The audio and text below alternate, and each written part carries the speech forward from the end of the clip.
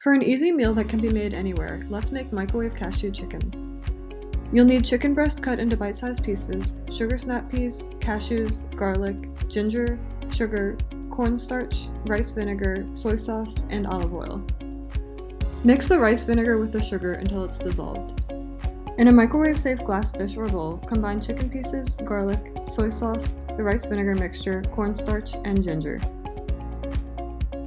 Microwave the oil for 15 to 20 seconds, then pour over the other ingredients and stir to combine. Microwave on high for 4 to 6 minutes, stirring every minute. Add the peas and cashews, cover with plastic wrap, and microwave on high for another 3 to 4 minutes until the chicken is done and the peas are tender, stirring after 2 minutes. Let it stand for 3 minutes before eating. To make this a balanced meal, serve over brown rice or with another grain of your choice.